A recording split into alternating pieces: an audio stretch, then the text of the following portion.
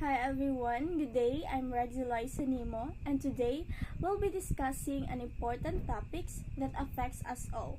So as our society continues to evolve, so too much approach to education. Join me and we explore the latest teaching methods and how they are impacting to our students. So my topic for today is all about direct instructions. Contents. First is introductions. Second, examples of direct instruction. Third, components of direct instruction.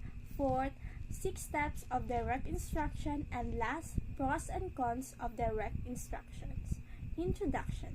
Student-centered learning emphasizes active engagement and collaboration with students taking on a more active role in their education, with teacher acting as facilitator. So, blended learning combines traditional face-to-face instruction with online resources, allowing for greater flexibility and personalized learning.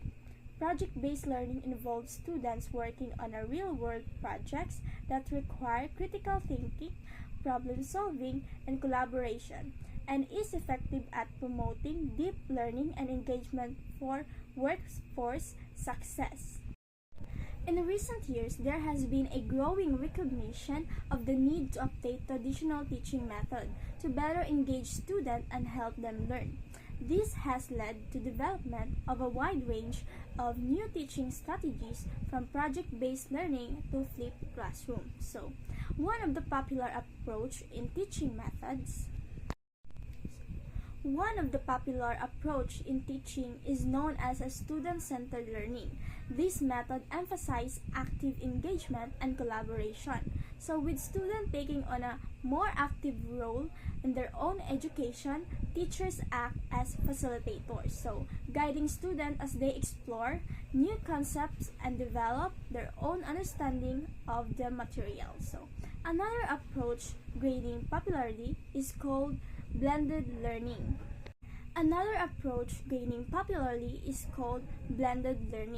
Which combines traditional face-to-face instruction with online learning resources. This approach allows for the greater flexibility and personalized learning. As a student, we can work at their own pace and access a variety of digital resources to supplement their learning. Finally, there is a project-based learning, where students work on a real-world project that require critical thinking, problem-solving, and collaboration.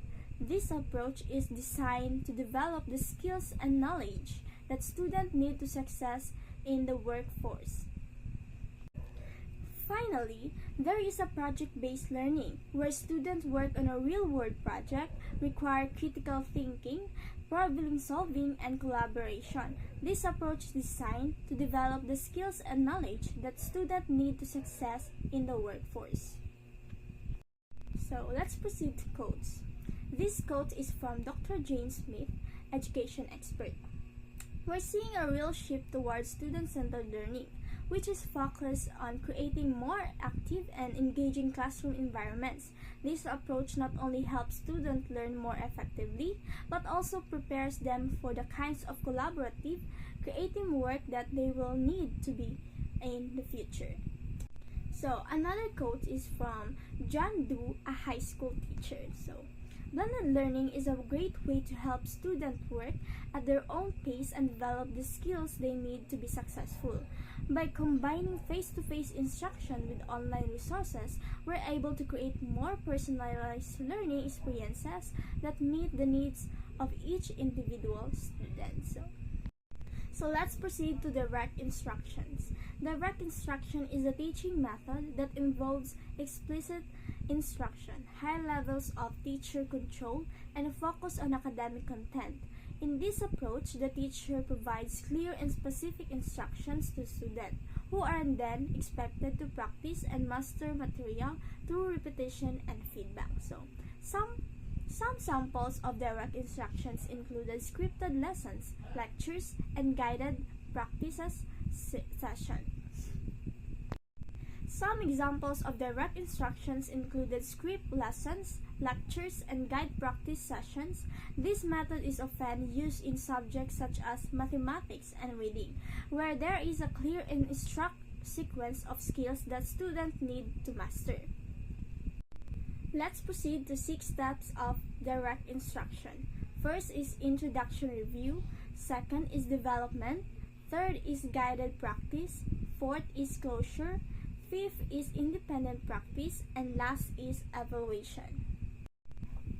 So, first step is introduction review. So here, you set the stage for learning. It's the opening of the lesson and it's intended to engage students, get their attention, and activate their prior knowledge. Second is present the new materials. Second step is development. So, model the expected outcomes by providing clear and explanation and examples. Like, for example, present the new material. So, use clear and guided instructions so that students can begin with absorbing new materials. The lesson content is carefully organized step by step with the steps building on each other. Third is guide practice. Third steps is guide practice. Monitor and engage pupils with assigned learning tasks. So, in step 3, the teacher and student practice the concept together. This part involves the student attempting the skill with the assistance of the teacher and the other students. Fourth step is the closure. Bring the lesson to a conclusion by highlighting what was covered. The fifth step is independent practice. Provide learning tasks that are independent of teacher's assistance. So, in the fifth steps, students are ready to apply the new learning material on their own. Students usually go through 2 stages, utilization and automaticity. So, the last steps is evaluation. Assess pupil progress. Check whether your student know everything before moving to a new concepts. Collect student data. You can review and decide whether or not the lesson needs to be taught again. So, these are the 6 steps of direct instructions. So, let's proceed to direct instruction components. Main components of direct instruction is clear instructional objectives, structured lessons, and frequently assessments.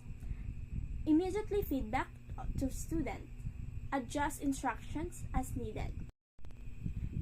The main components of direct instruction include clear and specific instructional objectives, structured lesson with step-by-step procedure, and frequently assessment to monitor student progress. Teacher also provide immediate feedback to students and adjust their instruction as needed to address any areas of weakness.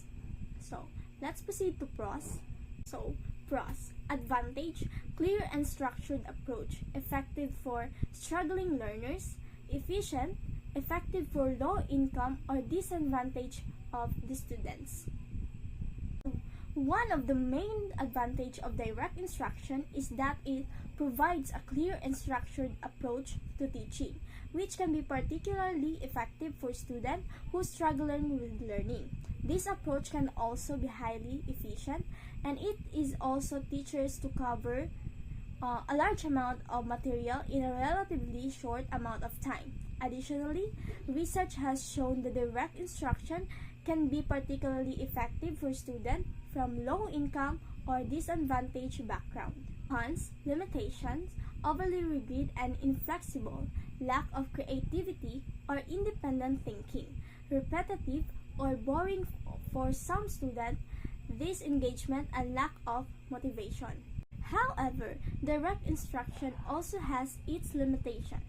Critics argue that this approach can be overly rigid and inflexible, and may not allow for enough creativity or independent thinking on the part of a student. So, additionally, some students may find this method too repetitive or boring, which can lead to disengagement and lack of motivation. So, in conclusion, direct instruction is a teaching method that emphasizes clear and explicit instruction, structured lessons, and frequently assessment. While this approach can be highly effective for some students, it may not be the best fit for everyone, As with any teaching method, it is important to consider the individual needs and the learning styles of each student, and to adopt instruction as method to help students reach their full potential.